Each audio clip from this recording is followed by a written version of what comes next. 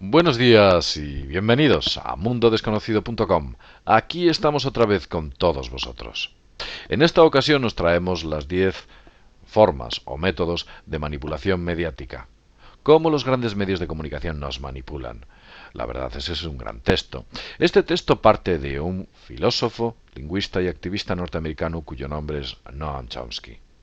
Noam Chomsky ha sido muy criticado porque es de origen judío y algunas personas alegaban que sus escritos estaban orientados a dirigir a la opinión pública en favor de los intereses de Israel, algo que me parece absurdo.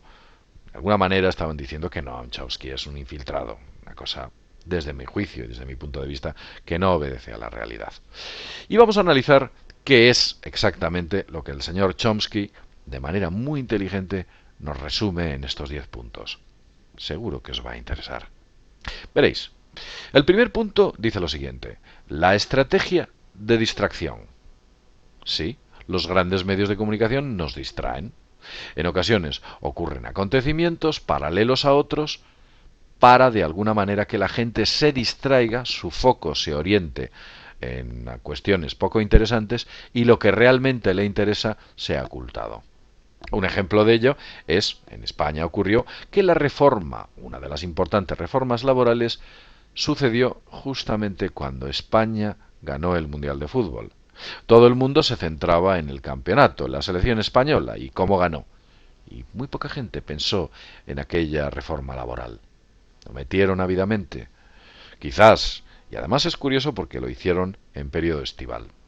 Tal vez ocurra lo mismo con el, digamos, el clima que existe en Oriente Medio. Tal vez cuando comiencen las Olimpiadas de este año en Londres es cuando se produzca el conflicto en Oriente Medio, tomando Irán o ejecutando actos contra Siria. No lo sabemos. Pero quizás aprovechen una cuestión para ocultar la otra. Si tu corredor de carreras preferido de 100 metros está en la pista de atletismo jugando la final, no te vas a preocupar mucho de lo que está ocurriendo en Oriente Próximo. De tal manera que efectivamente existe una estrategia de distracción. Chomsky habla más adelante sobre otro tipo de estrategias y vamos con la segunda. La segunda es crear el problema y después ofrecer la solución. Es el llamado problema, reacción, solución. Es una estrategia muy inteligente por su parte, como son capaces de operar en ciertas condiciones para que nosotros aceptemos lo que podríamos considerar inaceptable. ¿Cómo lo hacen? Os pondré un ejemplo. Imaginad que el Estado español, el gobierno de España, decide privatizar la sanidad. Y para ello, lo mejor que tiene que hacer es ejecutar una estrategia con la cual sean los propios ciudadanos los que pidan ese cambio. ¿Cómo lo hacen? Muy sencillo.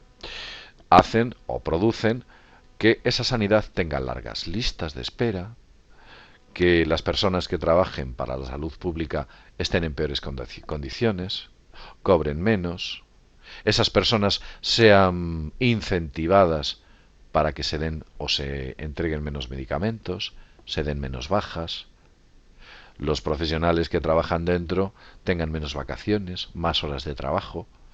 Entonces el servicio entra en detrimento, funciona peor, los ciudadanos se quejan, reaccionan, y frente a esa reacción el gobierno al final ejecuta su plan de privatización, alegando de que esto no funcionaba y hemos tenido que dar un golpe de mano. Al final sois vosotros los que me habéis pedido que lo cambie. Y de ahí se pueda ejecutar esa privatización. Eso es lo que llama problema, reacción, solución. El tercer punto que el señor Chomsky habla, o del que comenta, es lo que se denomina la estrategia de la gradualidad. Nos van imponiendo leyes y normas poco a poco, de manera gradual, como que tuvieran un objetivo en mente, al que llegan finalmente. Pero esa gradualidad hace que nosotros vayamos aceptando levemente lo inaceptable. Un ejemplo claro es la llamada reforma laboral. Si veis, hay una primera reforma, una segunda reforma, habrá una tercera reforma, una cuarta, una quinta, y poco a poco nos van cociendo a fuego lento. Es lo que llamo la estrategia de la rana. De ello hablaba mucho David Icke, cuando decía que si tú coges una rana y la metes en un cazo con agua hirviendo, la rana salta. Pero si coges esa misma rana y la metes en un cazo con agua tibia, la rana se queda dentro. Y ese agua, si la empiezas a cocer lentamente, la rana nunca va a saltar y conseguirás cocerla.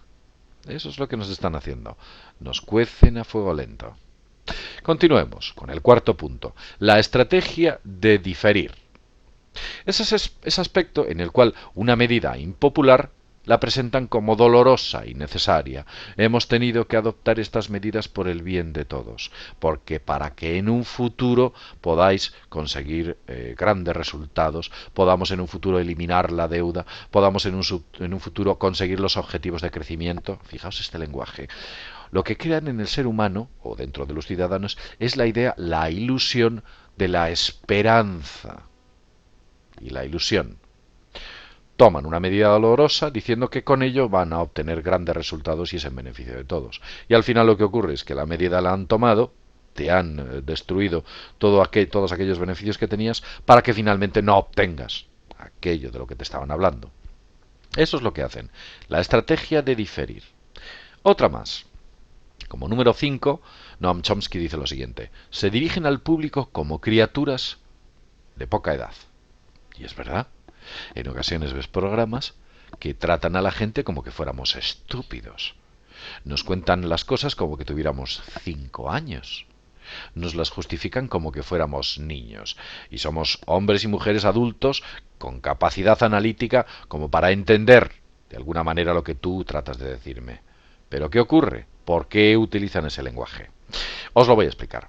Si alguien se dirige a vosotros de una manera científica y técnica, vosotros intentáis poneros a la altura de aquella persona que os está hablando. Vuestros procesos mentales se elevan. Pero si alguien os habla como que tuvierais 12 años, baja vuestro listón. Vuestra capacidad analítica disminuye y os ponéis a esa altura. Y en ese punto es donde es más fácil que aceptéis cosas que en otras circunstancias no hubierais aceptado. Por eso utilizan ese lenguaje, un lenguaje simplista, en el cual os convencen, o con el cual os convencen, para que ellos ejecuten esos planes que desean. En el punto número sexto, es que ellos utilizan, según Chomsky, utilizan el aspecto emocional mucho más que la reflexión. Sí. Ellos prefieren generar en nosotros sentimientos, visceralismos, malestar, odio, repulsa, a generar en nosotros capacidad de análisis. ¿De acuerdo? Os pondré un ejemplo. Si veis un telediario y al principio os hablan de noticias importantes como la reunión del presidente del gobierno con el Fondo Monetario Internacional, la tensión en Oriente Medio, la situación actual de la crisis o cómo está funcionando, pues digamos, las políticas internacionales para solucionar dicha crisis o las respuestas de la sociedad frente a las medidas tomadas, eso os lo ponen al principio. Al final del telediario os meten visceralismos. ¿Y qué son esos visceralismos? Los datos de muertos en el tráfico, la mujer que ha sido degollada por su marido, el niño que ha sido atropellado por un vehículo, aquel tipo que se ha pegado un tiro con una escopeta. Os meten visceralismos, generan en vosotros sentimientos, porque esas ideas que generan lo que hacen es que producen sentimientos que calan muy hondo, muy hondo. Y no son noticias importantes dentro de un contexto nacional o internacional, son importantes en el sitio donde se ha producido el hecho. Y finalmente os meten el fútbol dentro de un telediario. Que el fútbol, con los fichajes, goles, faltas producidas, penaltis, malos arbitrajes, fichajes, lesiones, os generan ese visceralismo por vuestro equipo, por aquel equipo contra el que os debatís. Como resultante de esta ecuación, y si cogéis una libreta y tomáis nota de la misma, veréis que al final, cuando acaba un telediario y os intentáis en esa libreta apuntar de qué noticias os acordáis, veréis que solamente os acordáis de aquellas que han generado visceralismo, sentimientos, no aquellas que han creado análisis, que son las realmente importantes. Hacer la prueba, coger una libreta después de un telediario y apuntar, no hagáis trampa, coger una libreta después de un telediario y apuntar de qué noticias os acordáis. Veréis como solo os acordáis de las noticias visceralistas. Ellos lo saben. Bien, también hay una cuestión importante. Gran parte de las calorías de nuestro cerebro consume muchas calorías, requiere mucha energía, pensar y analizar, pero los sentimientos son automáticos, salen solos, y entonces, claro, pues aprovechan esa facilidad para trabajar nuestros sentimientos. Vamos a continuar.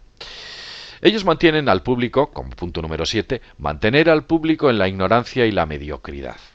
Sí. Se habla de que la calidad de la educación que se da a las clases sociales va bajando. El nivel de la educación está bajando. Baja. Y al mantener al público dentro de unos grados de ignorancia y de unos grados de análisis más bajos, o de crítica social más bajos, pues evidentemente acepta condiciones nuevamente inaceptables de manera más fácil. Es más fácil engañar a una persona ignorante que a una persona culta. Pues esa es una de sus estrategias, mantener al público dentro de la ignorancia y la mediocridad. Si veis en los colegios, observaréis que no están haciendo a niños y niñas inteligentes, no están haciendo a niños y niñas preparados en un futuro para que sean personas analíticas, inteligentes y capaces de tomar decisiones propias. Están haciendo a personas productivas para la sociedad, que es lo que ellos quieren, productividad. ¿Tú qué quieres de una oveja? Si fueras un pastor, ¿qué quieres de una oveja? ¿Que sea inteligente o que te dé mucha lana, que sea productiva? Lo que quieres de una oveja es que sea productiva, que te dé lana, que te dé leche. ¿De acuerdo? Bueno, pues eso es lo que buscan. No buscan que tú seas inteligente, buscan que seas productivo. Es importante.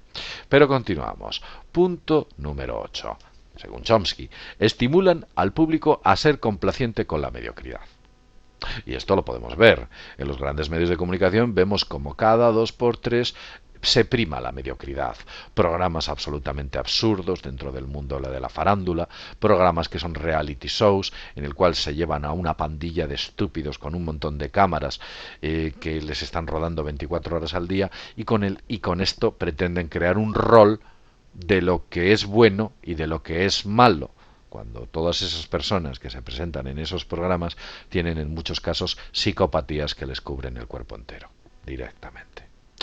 Pues eso es lo que pasa. Intentan hacer o promueven al público a crear que ese rol de lo mediocre, estúpido, vulgar e inculto sea lo aceptado y lo normal y corriente.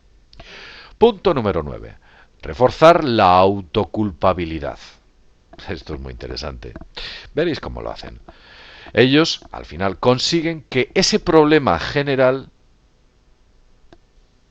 te dan la idea de que has sido tú el culpable. El problema de la burbuja económica es que tú has cogido un crédito y te has comprado una casa. El problema del ladrillo es que tú has comprado la casa. Y nuestra crisis actual viene porque tú has utilizado los bancos. Y eso es un falso análisis.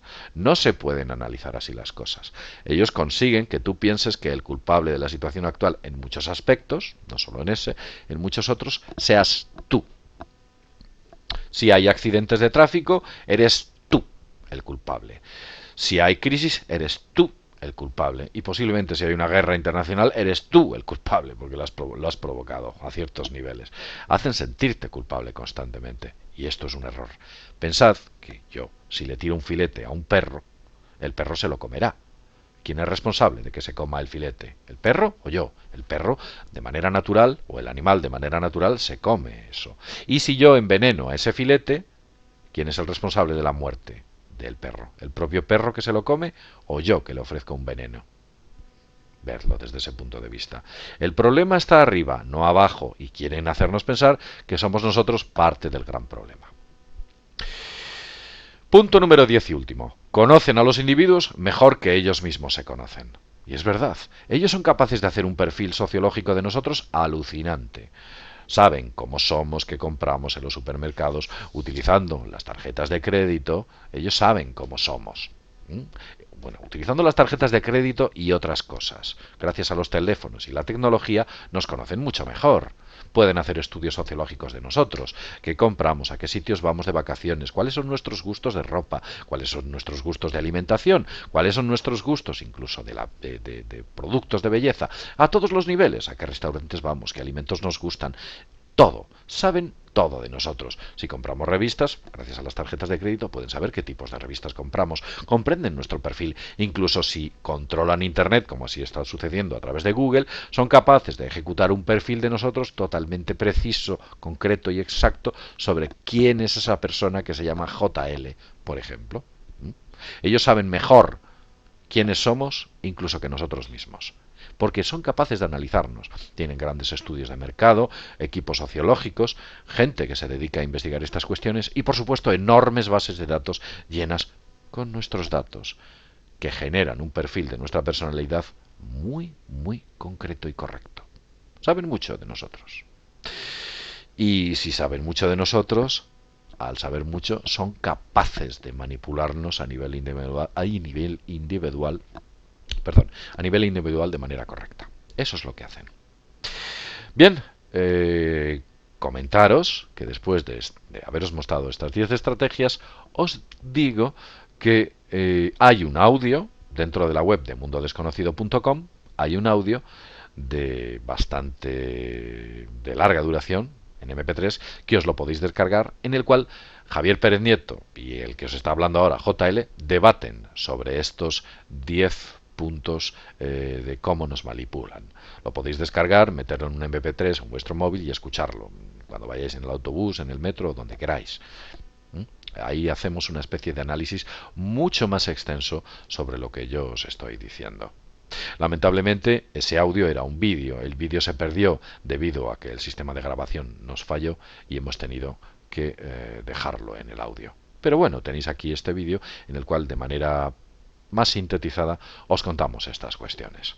Si vosotros sabéis cómo os manipulan, si vosotros conocéis el secreto de los métodos de manipulación que ejercen sobre vosotros, de alguna manera os estáis vacunando frente a esa manipulación. Los veis y sabéis y conocéis sus estrategias y qué pretenden haciendo ciertas cosas. Y es bueno que esto lo sepáis. Es una información, a mi juicio, bastante interesante. Bien, y dicho lo cual, después de este largo videoprograma, que está durando 17 minutos y pico, pues deciros que nos vemos en mundodesconocido.com. Hasta pronto.